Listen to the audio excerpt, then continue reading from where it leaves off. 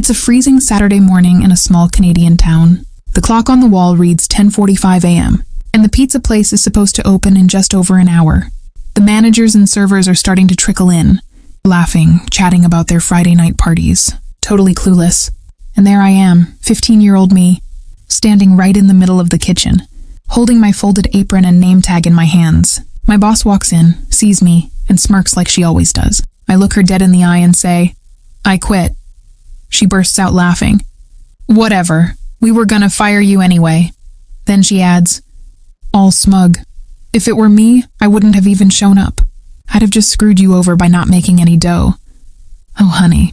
The look on her face when I smiled and said, "Nah, I was here since 6 a.m., drank chocolate milk, sat in a booth and didn't touch a single batch of dough. You still have to pay me for the full shift." Her jaw dropped. Absolute gold. And because there was zero dough ready, and no time to make enough from scratch, they had to close the busiest pizza place in town for the entire day. But wait, it gets even better. Let me take you back to how I ended up in that glorious moment. My name's Emily, and when I was 15, I really needed a job. I wasn't lazy. I just wanted something better than flipping burgers. My dream gig was at the local arena. You know, cleaning the pool area, setting up for events, that kind of thing. It sounded way cooler than fast food.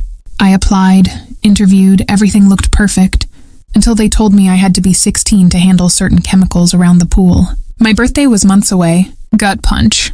I was devastated. My parents kept pushing me to find something. Anything. So I wouldn't just sit around all summer. That's how I ended up applying. At the super popular pizza chain. Let's just say the name rhymes with nut.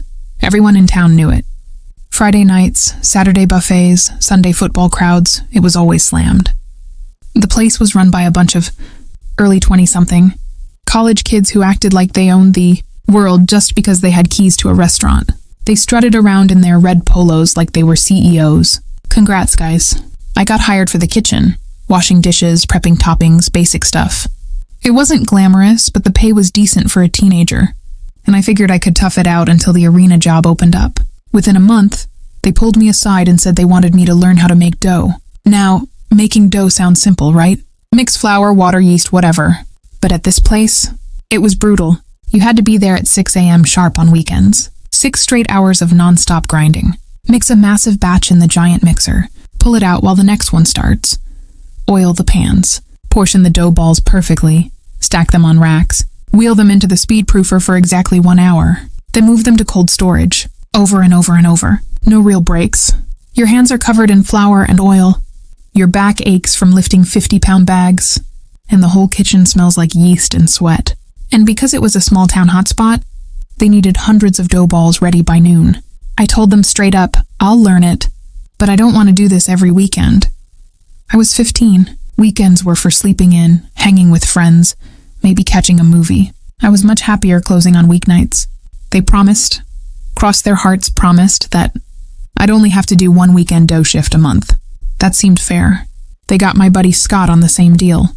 Scott was my partner in crime, same age, same situation, same hatred for early mornings. We both learned fast. Nailed it, actually. The managers even bragged about how reliable we were. But 2 weeks later, boom. Schedule comes out, and I'm on every single Saturday at 6 a.m. Scott's on every Sunday. No discussion. No rotation. Just back-to-back weekends forever. I marched up to my main boss. Let's call her Kayla. Early 20s. Thought she was hot stuff because she could run a shift. I reminded her about the promise. She literally laughed in my face. "Too bad," she said, smirking. The other managers and servers overheard and started cracking up too. To them, Scott and I were the running joke of the entire restaurant. 2 high school kids who desperately needed the money and wouldn't dare quit. They knew we had bills or parents expecting us to contribute, or just wanted spending cash. We were trapped and they loved it. My blood was boiling. Can you even imagine? You're 15, trying to do the right thing, holding up your end of the deal, and the adults in charge treat you like a punchline. Every Saturday, I'd drag myself out of bed while it was still dark, bike through the cold to the restaurant, and spend 6 hours slaving over dough while Kayla and her crew slept off their hangovers. Then they'd breeze in at 11, acting like queens, barking orders at us little kids. I started dreading Fridays because I knew what Saturday meant. My friends would text about plans, and I'd have to say no. My parents noticed I was grumpy all the time. I felt used, betrayed. These people didn't see me as a person. They saw me as cheap, reliable labor they could exploit. Then, one Saturday evening after another soul-crushing shift, I got home exhausted, flour still in my hair. My parents were sitting at the kitchen table with big smiles. "The arena called," Mom said. "They want you to come in for another interview." My heart leaped. I went the next day, and the manager told me they'd made an exception. I'd be offered the job in exactly 2 weeks. The day after my 16th birthday. Perfect timing. Then he asked if I knew anyone else reliable. I immediately thought of Scott. Told him all about my friend, how hard he worked. The manager said, "Have him drop off a resume. I'll set it up." That night, Scott and I texted like crazy. We were both getting out. But something inside me shifted. I wasn't just going to quietly give 2 weeks, notice and fade away. No. They'd laughed at me, treated me like garbage, thought I was powerless. It was time for a little justice. The plan was beautifully simple and perfectly petty. The following Saturday rolled around. Alarm went off at 5:30 a.m. like always. I got up, showered, put on my uniform, biked to the restaurant in the dark, clocked in at exactly 6 a.m., and then I did absolutely nothing. Instead of firing up the mixer, I grabbed a chocolate milk from the cooler, walked out to the dining area, and slid into an empty booth. Turned on my phone, scrolled through messages, sipped slowly, watched the clock tick. The kitchen stayed silent. Not a single bag of flour opened, not one pan oiled. Around 9 a.m., I wandered back, grabbed another chocolate milk, sat some more, twirled my thumbs, thought about how sweet this was going to be. By 10:30, the first managers started arriving. They saw me sitting there in full uniform and looked confused. Kayla walked in at 10:45, tying her hair back, already barking about opening prep. She spotted me standing by the counter, apron and name tag neatly folded in my hands. "What are you doing out here?" she asked, half laughing. I smiled, really smiled, for the first time in months. "I quit." She threw her head back and laughed louder. The other servers joining her. "Okay, whatever. We were going to fire you anyway." Classic power move, trying to make me feel small one last time. Then she added, still chuckling, "If it were me, I wouldn't have even bothered showing up. I'd have just left you screwed with no dough for the day." I waited a beat, let the silence hang. "Nah," I said calmly. "I've been here since 6 clocked in. Full shift. You still have to pay me. But yeah, no dough today." You could have heard a pin drop. Her face went from smug to confused to pure panic in seconds. She rushed into the kitchen, saw the empty mixer, the untouched flour bins, the bare racks, zero dough proofing, nothing. They tried to scramble, called in extra people, considered using day-old dough, which always made flat. Sad pizzas that customers complained about, even talked about making small batches on the fly. But Kayla ran the place skeleton crew thin to save money. There was no way front of house and kitchen could both run while someone babysat dough for 6 hours. By 11:30, the decision was made. Closed for the entire day. On a Saturday, the busiest day of the week, hundreds of customers turned away. Money lost. Reputation dinged. All because 2 teenagers finally said enough. And the cherry on top? Scott did the exact same thing the next day. Same script, same chocolate milk, same glorious panic. Closed again on Sunday, the cheap buffet day when families packed the place. We both started at the arena 2 weeks later. Better hours, better pay, way better bosses. And for the rest of high school, every time we cleaned the pool or set up the ice rink, one of us would bring up the pizza place story and we'd crack up all over again. Looking back, I don't feel bad. Not even a little. They thought they could take advantage of kids who needed the job. They broke promises, laughed at our frustration, and treated us like disposable help. But we showed them that even teenagers have power when you play it smart. Whew, did this one give you that satisfying chill? The kind that runs down your spine when karma finally lands exactly where it belongs? I still remember the smell of that kitchen like it was yesterday. Yeast, tomato sauce, and that faint, greasy, fryer scent that clung to your clothes no matter how many times you washed them. It wasn't all bad at first. There were moments when the crew was cool, joking around during slow weekday shifts, sneaking extra garlic knots when the managers weren't looking. Scott and I became tight fast. We'd race to see who could chop onions faster or load the dish pit more efficiently. It almost felt like a team. But the weekend dough shifts changed everything. Those early mornings wrecked me. I'd get home around 1 p.m., exhausted, muscles aching, and just crash on the couch. My mom would try to wake me for dinner, but half the time I'd sleep straight through till the next morning. My grades started slipping a little because I was so tired all the time. Friends stopped inviting me out because I was always working. I felt isolated, trapped in this cycle I never signed up for. And the worst part? The mockery. Kayla and her little clique of servers would make comments right in front of us. "Aw, look at the dough babies dragging in again. Bet you wish you were still in bed." Huh? They'd high-five each other like they'd delivered the sickest burn. One time I overheard Kayla telling a new hire, "Don't worry about the kids. They'll do whatever you tell them. They're scared to lose the job." It made my stomach twist. I started keeping a little notebook in my head of every broken promise, every snide remark. Not because I planned revenge back then, just because the anger had nowhere else to go. When the arena called, it felt like a lifeline thrown from heaven. That second interview, I walked in nervous but hopeful. The manager was this older guy named Dave, total opposite of Kayla.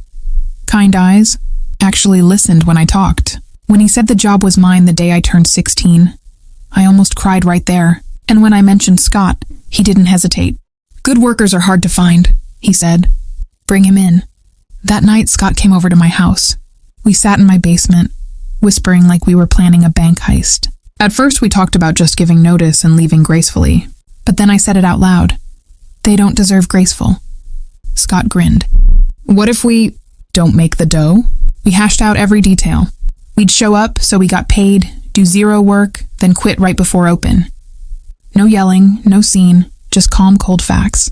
Malicious compliance at its teenage finest. The night before my big Saturday, I barely slept. Part nerves, part excitement. I lay in bed staring at the ceiling, rehearsing the words in my head, imagining Kayla's face. It felt righteous. Morning came. I clocked in, heart pounding. Walked straight past the mixer to the cooler. Grabbed that chocolate milk like it was liquid courage. Sat in the booth facing the kitchen door so I could watch the realization dawn. Hour 1, peaceful. Just me and my thoughts. Hour 2, started getting antsy, but in a good way. Adrenaline buzzing. Hour 3, a delivery driver showed up early. Saw me sitting there, gave me a weird look. I just smiled and waved. By hour 4, I was calm, totally zen. This was happening. When Kayla finally walked in and I delivered the line, I swear time slowed down. Her laugh cut off mid-note. Eyes widened. She actually took a step back like I'd slapped her. Then the chaos. Phones started ringing, managers calling each other, trying to figure out damage control. Someone suggested opening with limited menu, but Kayla shot it down. "We'll get destroyed with complaints." Someone else floated the day-old dough idea. Kayla snapped. "Do you want to explain flat pizzas to 100 angry hockey parents?" I stood there quietly, watching it all unfold. Felt zero guilt. They'd created this mess by treating us like slaves. When she finally cut my check for the full shift, had to. I was on the clock. Her hand was actually shaking. Didn't say a word to me. Just turned bright red and stormed to the office. I biked home that day feeling 10 feet tall. Called Scott immediately. "Your turn tomorrow," I said. He was ready. Sunday played out almost identically. Scott texted me play-by-play. Same panic, same frantic calls, same forced closure. 2 days in a row, their busiest weekend gone. Word spread fast in our small town. Customers were pissed. Some regulars asked what happened. Rumors flew. I heard later that head office even called Kayla to ask why sales tanked so hard that weekend. She apparently blamed staffing issues. Yeah, self-inflicted ones. Scott and I started at the arena right on schedule. Dave became like a mentor to us, taught us real responsibility without the mind games. We worked hard, got raises, even became shift leads by senior year. Every time we'd pass the pizza place after that, we'd glance at each other and smirk. Never went back as customers either. Plenty of other options in town. That experience taught me something important young. Your time and dignity aren't free. People who think they can take them because you're young or need the job, they're in for a rude awakening when you finally push back.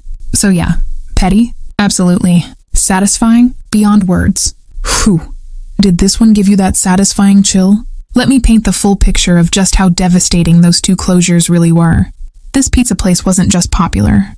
It was the spot. In a small Canadian town with limited options, it was where everyone went. Friday nights after hockey games, entire teams would pile in. Saturdays were insane with the all-you-can-eat buffet, families, birthday parties, youth groups. Sundays, same deal with church crowds and football watchers.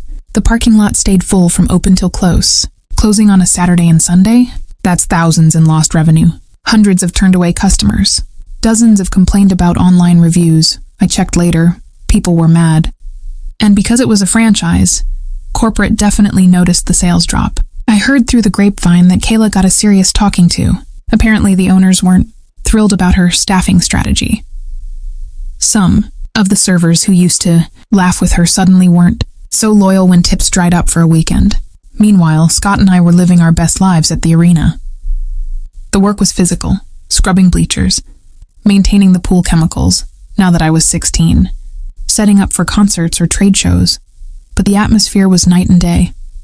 Dave respected us. If he needed someone to come in early, he asked nicely and offered comp time. Breaks were actual breaks, and the stories we collected there were way better. We'd be mopping the lobby late at night and one of us would start, "Remember when Kayla's face turned that shade of purple?" Instant laughter. It became our inside joke for years. I think what made the revenge so perfect was how clean it was. No yelling, no sabotage that could get us in real trouble. Just using their own rules against them. We showed up. We clocked in.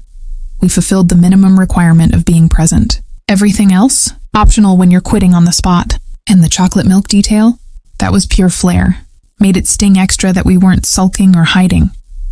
We were relaxed, enjoying ourselves on their dime while the clock ticked toward disaster. Sometimes people ask if I ever felt bad for the other workers. Honestly, no. The cooks who came in later didn't lose much. They still got shift pay for showing up to a closed store. The servers lost tips, sure, but most of them were part of the clique that mocked us. And Kayla bore the brunt. Years later, long after high school, I ran into one of the old servers at the grocery store. She recognized me immediately. Awkward small talk, then she said quietly, "You know, what you and Scott did was kind of legendary around there." I just smiled and said, "Good. That's the thing about petty revenge. It doesn't have to be huge to be epic. Sometimes it's just refusing to be stepped on anymore. So if you're out there grinding at a job that treats you like garbage, hold on. Better things come. And when they do, don't be afraid to leave in a way they'll never forget." Whew. Did this one give you that satisfying chill? One last little detail. I love remembering the exact moment. Kayla realized there was no backup plan. She'd stormed into the kitchen, flung open the proofer, empty. Checked the walk-in cooler. Nothing. Then she turned to me, eyes wild, and actually asked, "You didn't make any?" I just shook my head slowly. "Nope, been sitting out front since 6. That's when it hit her that they couldn't even fake it. No emergency dough stash. No quick fix. Her lean staffing genius had backfired spectacularly. I heard she spent the day calling former employees, begging them to come in and make dough. Most said no. Word travels fast in small towns. Scott told me his Sunday was even sweeter. Apparently, Kayla was already on edge from Saturday's disaster. And when history repeated itself, she nearly lost it completely. Didn't laugh that time. We never got any blowback legally or anything. They paid us for the shifts, and we were gone. Clean exit. That story followed us through high school like a badge of honor. Friends would bring it up at parties. Tell the pizza revenge story. We'd take turns adding details, making everyone crack up. It taught me early that standing up for yourself doesn't always mean a big confrontation. Sometimes the quiet, calculated move hits hardest. So here's to every teenager who's ever been taken advantage of by a bad boss. Your time will come, and when it does, make sure they feel it. Whew.